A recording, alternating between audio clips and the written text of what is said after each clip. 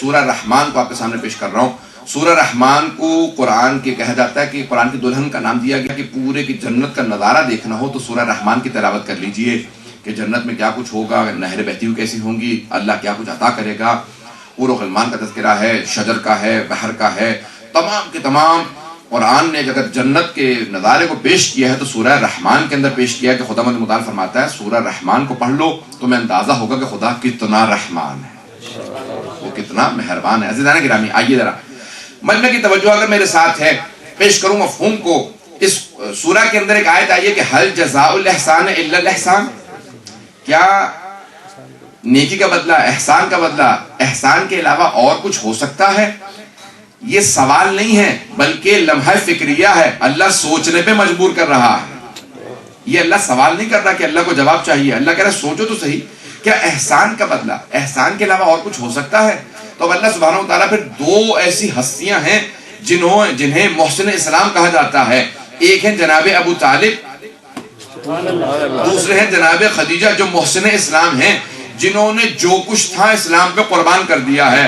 عزیزان گرامی، سارے مجمع کی توجہ ہوگی، میں پورا زور لگا کے ان جملوں کو پیش کروں گا اگر مفہوم ادا کر پاؤں کہ کون ہیں یہ دو ہستیاں جنہوں نے سب کچھ قربان کر دیا۔ ایک ہیں جناب ابو طالب، جو کچھ تھا سب کچھ اسلام پہ قربان کر دیا۔ دوسرے جناب خدیجہ الکبریٰ، جو کچھ تھی دولت اسلام پہ قربان کر دی، یہاں تک کہ جب ان کا انتقال ہوا، ان کا وصال ہوا تو ان کے پاس کفن نہیں تھا۔ رسول خدا سے وصیت کی مجھے میری پوشاک میں دفنا دیجئے گا، میں نے سب کچھ قربان کر دیا۔ وہ بی بی جس کے کتنے ملازم ہیں، کتنے محل ہیں، کتنا سونا ہے، کتنے اونٹ ہیں، کتنے باغات ہیں، کتنے محل، کچھ بھی نہیں ہے جب وقت وصال، کچھ بھی نہیں تھا بی بی کی انتقال کے وقت، کچھ بھی نہیں تھا بی بی کے بعد۔ عزیزان گرامی، کس پہ قربان کر دیا؟ دین پہ، اسلام پہ، رسول خدا کے دین پہ سب کچھ قربان کر دیا۔ تو محسن اسلام ہے جناب خدیجہ۔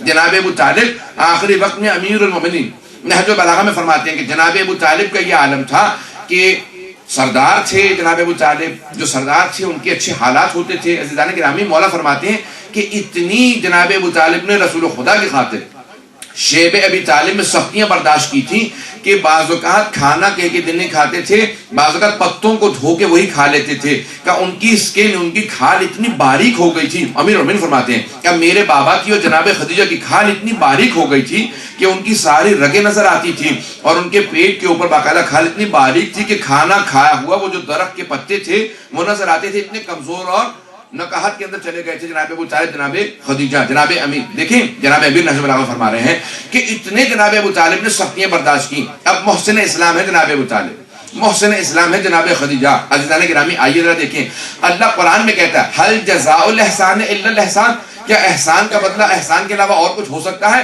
اب اللہ ڈائریکٹ مخاطب ہوگا جناب ابو طالب سے، جناب خدیجہ سے، اے ابو طالب، اے خدیجہ، آپ دونوں کی حیثیت محدود تھی، جو کچھ تھا آپ نے قربان کر دیا۔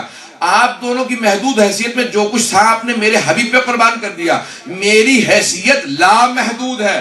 توجہ سارے مجمع کی توجہ ہو۔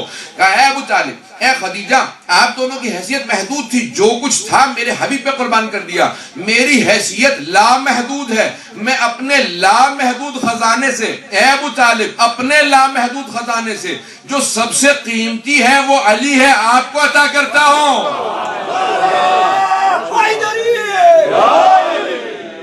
اے خدیجہ، جو سب سے قیمتی میرے پاس ہے وہ فاطمہ ہے، وہ میں آپ کو عطا کرتا ہوں۔ حل جزاء الاحسان الا الاحسان فبأي آلاء ربكما تكذبان، اے انسانوں اپنے رب کی کس کس نعمتوں کو جھٹلاؤ گے؟ عزیزان گرامی، اگلی ہی آیت کے اندر ذرا جا کے دیکھیے گا کہ مرج البحرین یلتقیان، یہ دو سمندر ہیں جو اللہ کہے گا کہ دنیا اور آخرت میں ہمیشہ ساتھ رہیں گے، میں نے ان دونوں کی ازدواج کے لیے حکم دیا۔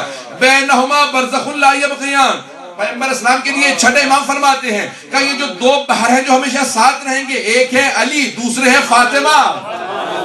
بینہما برزخ لا یبغیان، کہا کہ نہ یہ کبھی بحر ختم ہوگا، نہ کبھی یہ سمندر ختم ہونے والا ہے، نہ کبھی وہ سمندر ختم ہونے والا۔ اللہ نے ایک برزخ کو رکھا ہے تاکہ نہ علی کی حقیقت ختم ہو نہ فاطمہ کی۔